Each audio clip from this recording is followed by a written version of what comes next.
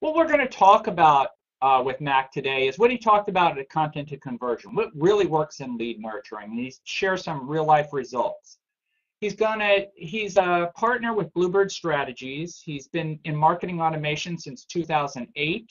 I'm very experienced, very knowledgeable. We're going to talk about new types of lead nurturing programs to wake up leads, the role of content in successful lead nurturing programs, and metrics that define successful lead nurturing programs. So let's welcome Mac to the show.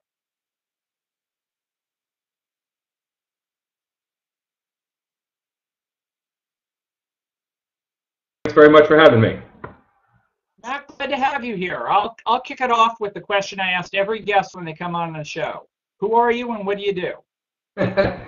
Fair question. So my name is Mac McConnell. I help run a firm called Bluebird Strategies that really uses advanced lead generation techniques with our clients. And the foundation of that is marketing automation. And that's what I've been doing really since 2008 for employers, and then now for various clients really all over the country and even all over the world. That's great stuff and really interesting. And I enjoyed your presentation at Content to Conversion. And one of the things you talked about in that presentation is the traditional sales funnel that is it's a regular funnel we pour things into, and you suggested flipping it on the side. Explain to us why we need to think of the sales funnel in a different way.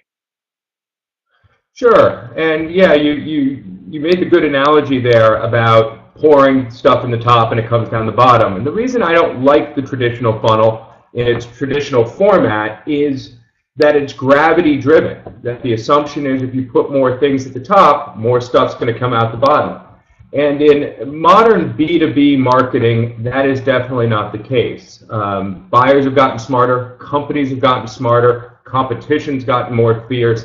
And so what I like to do, I still very much believe in the traditional funnel shape, but put the funnel on its side. And what that really represents is that your marketing organization needs to have good process, technology, good messages, good content, to basically be that engine that processes leads through the funnel.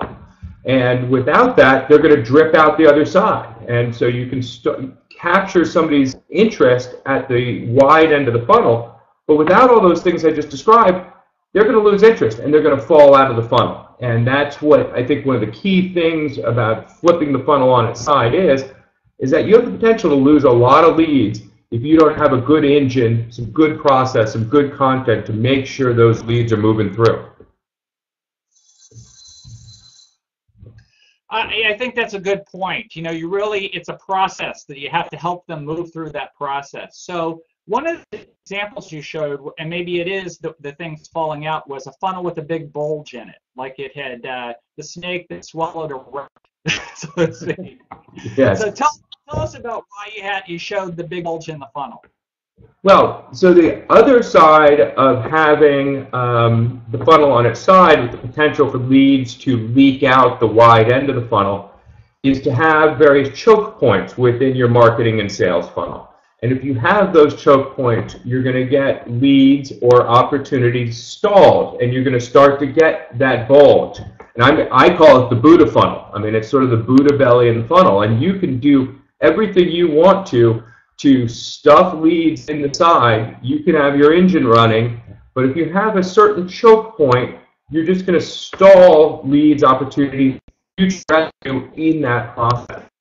And I think that's the critical element, that you need to put in certain metrics you're watching. You need to be watching the velocity of leads as they move through. And if you start to see your Buddha belly start to get bigger, if you know that, now you can do something about it. And I think that's one of the critical things that marketing departments need to be focused on, is you need to track the stages of leads and opportunities so you can see that bulge and then take appropriate action to clear that out and put either new content, new processes, new nurture programs, new technology in place to make sure that the bulge doesn't come back.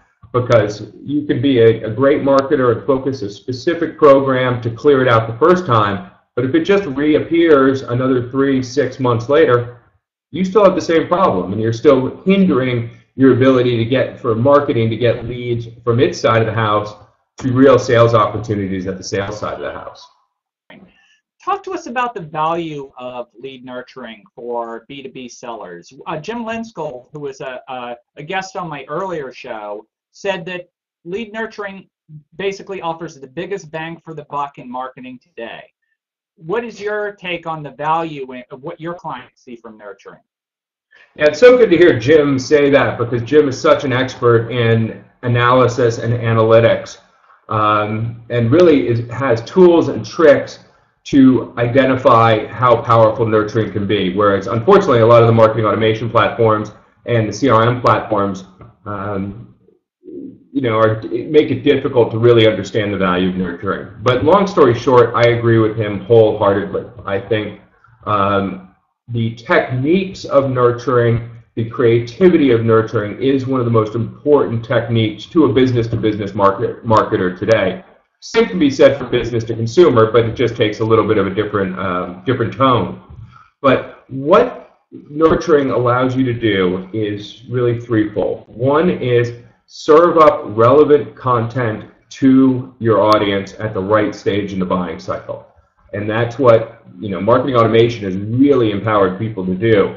The second is to monitor somebody over time, and as they are building their sort of buying process, and they are learning and they are researching, if you have an organized nurture program as opposed to just one-off emails, you can identify when somebody's hit a certain point in that process, and maybe it's time for a phone call, maybe it's time for a direct mail piece, maybe it's time to invite them to an event, maybe it's a smaller sort of sales-oriented event.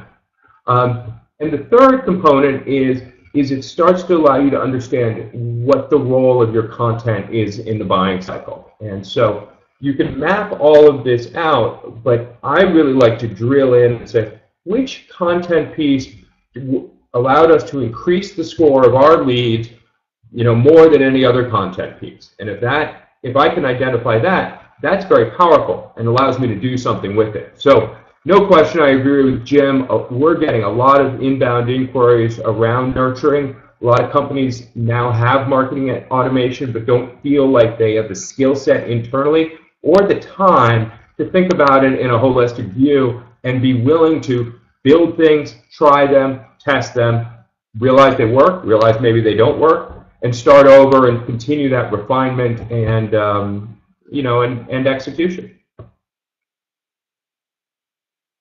That's good, Jim. I mean, Mac. I think I was referring to Jim before, but you made a good point about companies that bring in Bluebird strategies because they don't have the expertise in-house.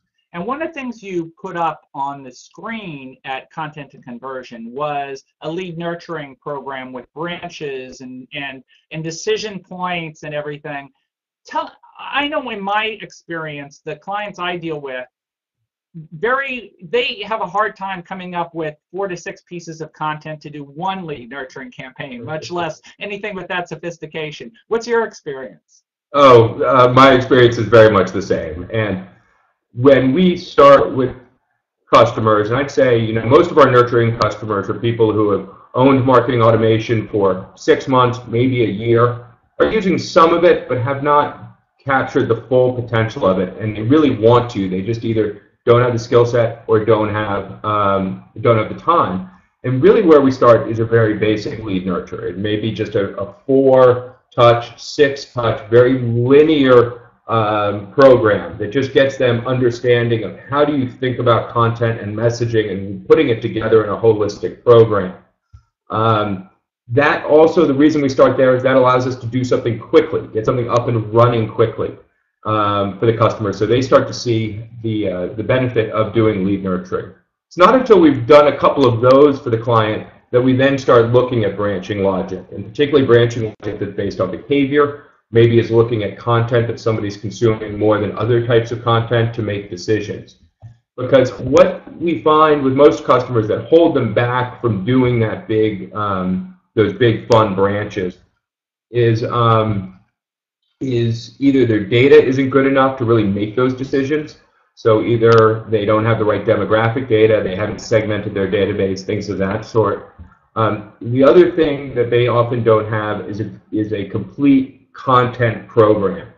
And we look at content as fitting really 4 stages of a buying cycle: awareness, education, consideration, and decision, with marketing really owning the first 3 of those. And what we'll find is a customer may have great awareness content and great decision or consideration content, but nothing in that education area. Or we'll find somebody with great education content that has no awareness content. And so starting with basic linear nurtures is a way for us to assess what content needs to be created and get started on that, but also start getting the client to think more creatively about how they can use all that fun branching logic. Let's talk a little bit about, being creative in your content marketing. That, I think, is one of the biggest challenges for the marketers I talk to, is they have a tendency to always go back to, here's what our products do, here's the features, and they have a hard time coming up with creative content. What do you advise? Yeah, so content is crucial in lead nurturing, but also modern marketing. And you make reference to data sheets and solution briefs and all this stuff that I used to create on a daily basis when I was in-house at large tech companies, and thinking that I was just a rock star, that I had created a data sheet that says how fast my server runs and how much storage it can hold and all this stuff. But in reality, that is sort of the last information that a buyer really needs. That's validation that that the product can do what they need it to do. It overcomes objections. What people really need in their content as they're entering a buying cycle is they need to have validation. They need a validation that they do have a problem, that it's a problem that can be solved. And so when I refer to the buying cycle starting with awareness, sort of old school marketing would say awareness of brand. What I mean by awareness is awareness that I have a problem, that something's not working within my organization, that I have a gap that I need to solve. So what am I going to do? I'm going to go on the line and start seeing if other people have that problem that's similar to mine. And that's where companies really fall down in trying to create content to speak to that future buyer. And I think where we start with a lot of our customers is just, let's start with something really basic: top 10 lists. Let's go back to old David Letterman tricks and just say, can you build me a top 10 list of like the top 10 ways you know that your human resources onboarding process is broken? And then the marketer wakes up and goes, of course I can tell you exactly that. And so we start very simple, checklist, top 10 lists. And then we may move into stuff that's more advanced, what I call executive briefs, which are high-level 2-pagers. But for the most part, we're advising all of our clients to stay away from the big, heavy white papers that were traditional about 3 or 4 years ago. And let's just keep it bite-sized, consumable, smaller chunks. Make it a little fun. People enjoy reading fun stuff. Make it, even make them laugh. Some of the most interesting, engaging pieces I've seen recently that have caught my attention, and I do this every day, is stuff that is sort of off kilter. It's not just, isn't traditional B2B content. And those are the things that capture my interest. It's the stuff I register for. It puts me on their list. It allows them to drop me into the nurture. So, my biggest piece of advice for your audience is get away from the old, stodgy white papers and articles and start thinking in the world of checklists. Infographics are really popular. Short articles. Goodness, and nurtures, even a blog post is a great piece of content. All you're trying to do is engage the lead and get them to take an action within your email or on your website. Very good point. I'll use an example of something I wrote as a blog article, which was hugely popular. And it was the top 10 reasons not to talk to us. I like it. Like your CEO just came in and lowered your quota. Doesn't work. We had just so much fun with it, and it was hugely popular. So you're right. Things like that are fun, and people enjoy it, and it's a great way to do it. Unfortunately, we got to cut this short. We're going to be able to talk later in the second part of this show. But tell us about, how do we learn about you, Mac, and your company, Bluebird Strategies?